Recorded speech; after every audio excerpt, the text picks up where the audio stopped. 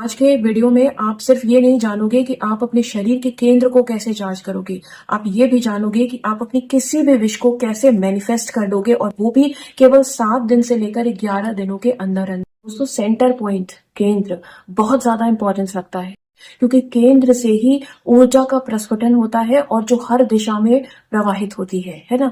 जैसे जब एक जीव का निर्माण होता है, जब एक जीव का जन्म होता है, तो केंद्र से ही ऊर्जा जो है वो फैलनी शुरू होती है।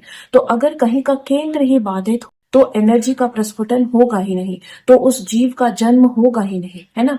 फॉर एग्जाम्पल, आप अपने घर को देखो कि अगर आपके घर का जो सेंटर प्लेस है, यानी जो ब्रह्म स्थान है, वो चार्ज नहीं है या वो किसी भी तरीके से ब्लॉक्ड है, तो आपके घर में एनर्जी का फ्लो प्रॉपर नहीं होगा। और जब वो प्रॉपर नहीं होगा तो आप लाख वास्तु कर लो, हर चीजों को लाख बिल्कुल करेक्ट तरीके से रख लो, लेकिन फिर भी आपको वो रिजल्ट्स नहीं आएंगे जो आने चाहिए। एग्जैक्टली यही चीज होती है हमारे शरीर के साथ। जब हमारे शरीर का ब्रह्म स्थान चार्ज नहीं होता तो हम लाख कोशिश कर लें, हमें किसी भी रेमेडी का वो डिजायर्ड रिजल्ट नहीं आता जिसकी कि हम एक्सपेक्टेशन करते हैं। अगर आपके शरीर का ब्रह्म स्थान चार्ज नहीं है तो आपको आपकी जिंदगी के हर एक एस्पेक्ट में प्रॉब्लम आएगी ही आएगी। एडवांस स्वर विज्ञान की आज की इस क्लास में मैं आपको बताऊंगी कि आप अपने शरीर के ब्रह्म स्थान को कैसे चार्ज करोगे। प्राण ऊर्जा आपके शरीर में सही तरीके से फ्लो करे, इसके लिए सबसे पहला तो है कि आपको ब्रीदिंग एक्सरसाइज करनी चाहिए, जिसमें अनुलोम विलोम आता है, और उसके बाद नाड़ी शोधन करना चाहिए, और उसके बाद आपको एडवांस नाड़ी शोधन भी मैं आपको नेक्स्ट क्लास में बताऊंगी, वो करना चाहिए, और फिर आगे आपको हठ योग करना भी सिखाऊंगी। तो ये सारी चीजें जब आप अपने प्रैक्टिस में लाओगे तब आपका जो प्राण ऊर्जा है वो सही तरीके से प्रवाहित होगा, ठीक है।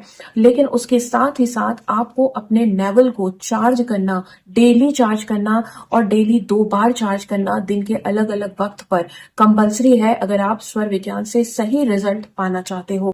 सबसे पहले जब आप रात में सोने जा रहे हो उस वक्त ये चेक करो कि आपका कौन सा नॉस्ट्रल एक्टिव है।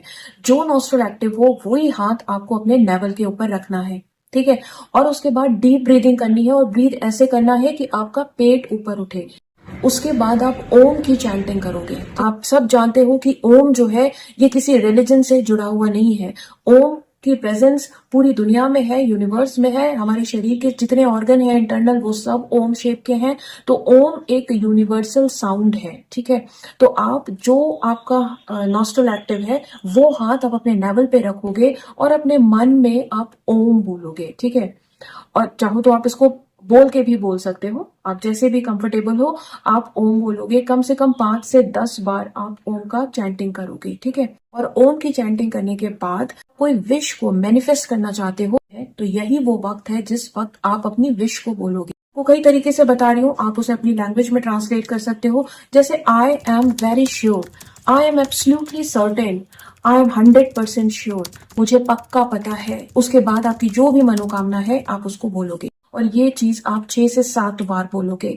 सांस को अंदर गहरी खींचोगे, रोक लोगे, और उसके बाद ये सेंटेंस कई बार आप रिपीट करोगे। और जब आप सांस छोड़ोगे उस वक्त आप ये सोचोगे कि सारी प्रॉब्लम्स, सारी बाधाओं का अंत हो गया, और एक्सेल कर दोगे, ठीक है। तो ये जो एक्सलेशन होगा, ये जो सांसों को बाहर छोड़ना होगा, वो आपके जिंदगी से सारी प्रॉब्लम्स को बाहर निकालेगा। और जब आप सांस अंदर खींचोगे अपनी विश को, अपनी डिजायर को सोचते हुए, और जब रोकोगे, वो आपकी जिंदगी में उस चीज को लेकर आएगा, वो उसे मैनिफेस्ट करेगा, ठीक है। जो दूसरी बार चार्ज करना है, जैसे ही आप सो के उठते हो, उठने से पहले आपको फिर चेक करना है कौन सा नॉस्ट्रल एक्टिव है, और ये सेम प्रोसेस आपको मॉर्निंग में भी रिपीट करना है। तो दोस्तों, ये था तरीका और समय जब आप अपने लेवल को चार्ज कर सकते हो और अपनी किसी भी विश को मैनिफेस्ट कर सकते हो। आज के लिए बस इतना ही। जय श्री राम।